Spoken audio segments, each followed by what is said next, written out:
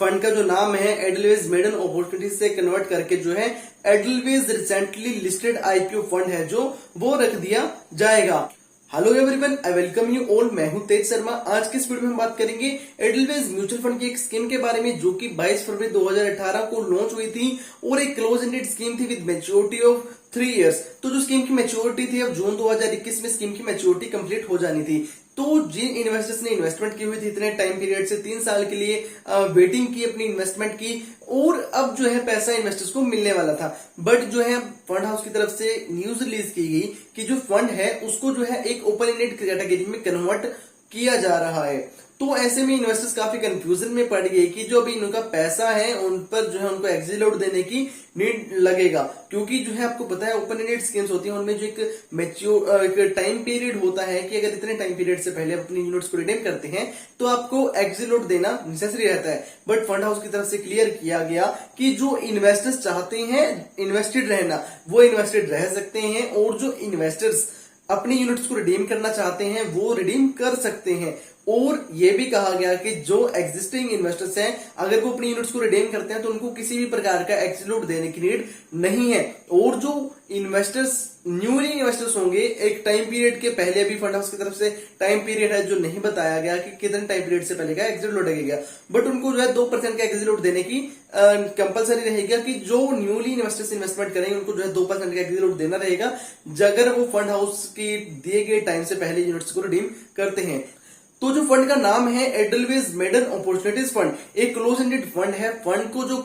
Convert करके एक open ended scheme में कन्वर्ट किया जा रहा है और जो फंड का नाम रखा जा रहा है एडलवेज रिसेंटली लिस्टेड आईपीओ फंड। तो अगर हम बात करें कि जो स्कीम है वो कहां पर इन्वेस्टमेंट करती थी, अभी कुछ व्यूअर्स हैं हमारे न्यूज जिनको नहीं पता कि मेडन अपॉर्चुनिटीज फंड क्या है, कि किस प्रकार जो है कहां पर इन्वेस्टमेंट रहती है, किन स्टॉक्स में इन्वेस्टमेंट रहती है। तो ये वो फंड था जो कि रिसेंटली 100 लिस्टेड जो आईपीओ होते हैं, यानी कि जो रिसेंटली 100 लिस्टेड स्टॉक्स हैं, न्यू स्टॉक्स हैं अपने सेक्टर में, न्यू कंपनीज के स्टॉक्स लिस्टेड हुए हैं। फॉर एग्जांपल अगर हम बात करें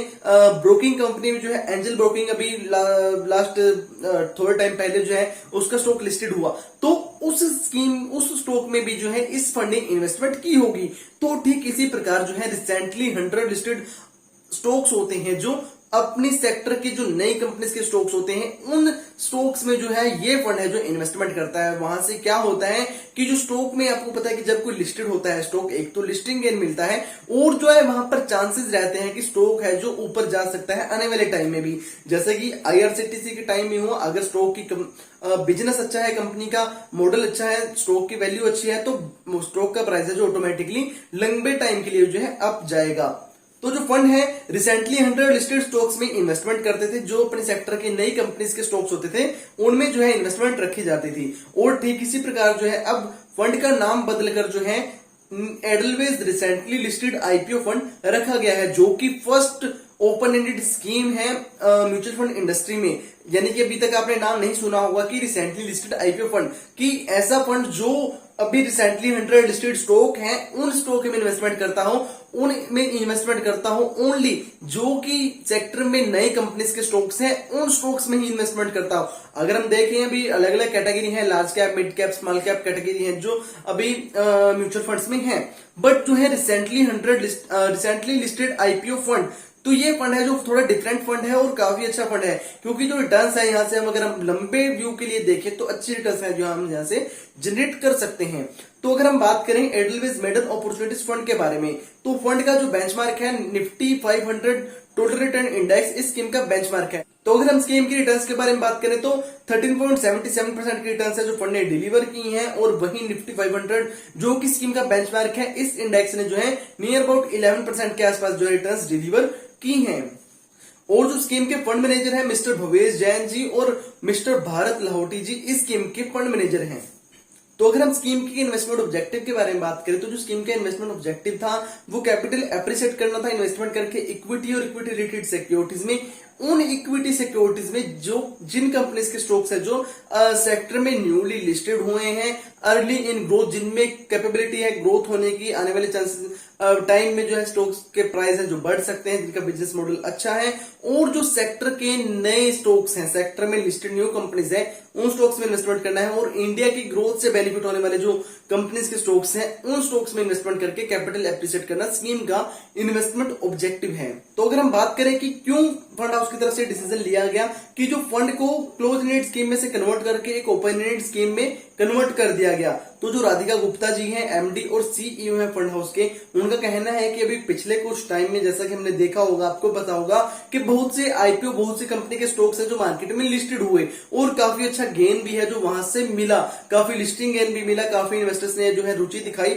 इन्वेस्टमेंट करने की। और भी आज जैसा आप सुन रहे होंगे, जोमेटो का आईपीओ आने वाला है, एलआईसी का आईपीओ आने वाला है, तो बहुत से इन्वेस्टर्स हैं जो वो ताक लगाए बैठे हैं कि कब आईपीओ ओपन हो और कब हम जो है अप्लाई करें उस आईपीओ के लिए। तो अभी उनको लगता है राधिका गुप्ता जी को कि आने वाले टाइम में भी जो है बहुत से आईपीओ हैं जो मार्केट में आने वाले हैं, जिससे जो है बेनिफिट होगा, और इसलिए जो है स्कीम को कन्वर्ट कर दिया गया है, ओपन एंडेड स्कीम में कन्वर्ट कर दिया गया है। उनको लगता है कि ये जो पहला फंड है इंडस्ट्री में, म्यूचुअल फंड इंडस्ट्री में, जैसे कि मैंने आपको बताया कि एक ओपन एंडेड फंड है जो कि recently listed IPO fund stocks में इन्वेस्टमेंट करता हो,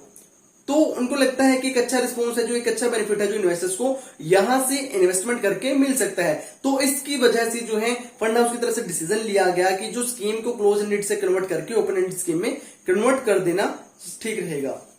तो आपको बता दें कि जो स्कीम को कन्वर्ट करने का पूरा काम है जो 29 जून 2021 को जो है अप्लाई हो जाएगा। जो स्कीम है क्लोज एंडेड स्कीम में से कन्वर्ट होगी जो है ओपन एंडेड स्कीम में कन्वर्ट हो जाएगी। और अगर हम बात करें कि जो इन्वेस्टर्स अपने पैसे को निकालना चाहें, उनको जो है मई 28 से लेके जो है जून 28 तक का टाइम दिया गया है। जो इन्वेस्टर्स अपनी यूनिट्स को रिडीम करना चाहते हैं वो यूनिट्स रिडीम कर सकते हैं जून 28 तक, मई 28 से लेकर। तो वो एप्लीकेशन डाल सकते हैं फंड हाउस को कि आप जो उनको अपनी यूनिट से रिडीम करनी है जहां से भी आपने इन्वेस्टमेंट की होगी। तो अगर आप चाहते हैं कि आपकी जो इन्वेस्टमेंट है वो अमाउंट जो है इन्वेस्टेड ही रहे, तो आपको कुछ भी करने की जरूरत नहीं है। आपको सिर्फ जून 28 तक का वेट करना है और जून 2021 को जो है आपकी स्कीम जो है एक इन्वेस्टमेंट है वो ओपन एंडेड स्कीम में जो है इन्वेस्टेड हो जाएगी, ऑटोमेटिकली कन्वर्ट हो जाएगी। और जो है आप कभी भी फिर चाहे अपनी यूनिट्स को रिडीम कर सकते हैं। आपको किसी भी प्रकार का लोड देने की नीड नहीं है और कोई भी एप्लीकेशन आपको डालने की नीड नहीं है अगर आप इन्वेस्टेड रहना चाहते हैं। अगर आप रिडक्शन की रिक्वेस्ट नहीं डालते तो ऑटोमेटिकली वो प्रोसेस हो जाएगी, अपनी आपकी यूनिट्स हैं जो वो वैसी ही रहेंगी, अमाउंट है जो इन्वेस्टमेंट अमाउंट है वो इन्वेस्टेड ही रहेगी। तो कुछ फाइनेंशियल प्लानर्स हैं जिनका मानना है कि अभी आने वाले टाइम में, फ्यूचर टाइम में जो है पता है कि काफी आईपीओ है जो मार्केट में आने वाले हैं, बड़े बड़े कंपनीज के आईपीओ जो है आने वाले हैं, जोमेटो, एलआईसी के जो है आईपीओ आने वाले हैं और भी बहुत से आईपीओ हैं जो मार्केट में आने वाले हैं। तो अगर इन्वेस्टर्स वहां से बेनिफिटेड होना चाहते हैं तो वो इन्वेस्टर्स जो है इसमें इन्वेस्टेड ही रहिए, अपने पैसे को मत निकालिए। बट उनका कहना है कि अगर वो लंबे टाइम के लिए इन्वेस्टमेंट करते हैं, इन्वेस्टेड रहते हैं तो उनके लिए बेनिफिट होगा। वहीं कुछ फाइनेंशियल प्लानर्स का मानना है कि जो इन्वेस्टर्स को अगर अपने पैसों की जरूरत है और जिन्होंने मैच्योरिटी तक का वेट किया और वो और वेट नहीं करना चाहते, उनको अपने पैसे की जरूरत है, तो वो अपनी यूनिट्स को रिडीम कर सकते हैं, रिडम्पशन कर सकते हैं और बाद में वो चाहे तो किसी डेट फंड को चूज करके वहां पे जो अपनी इन्वेस्टमेंट कर सकते हैं। तो ये आपके ऊपर डिपेंड करता है, आप अपने फाइनेंशियल एडवाइजर से सलाह ले सकते हैं कि आपको क्या करना चाहिए। अगर आप चाहते हैं कि आप बेनिफिट उठाना चाहते हैं आने वाले टाइम में जो आईपीओ आने वाले हैं उनका बेनिफिट उठाना चाहते हैं, जो रिटर्न्स लिस्टिंग गेन मिलने वाला है उनका फायदा उठाना चाहते हैं,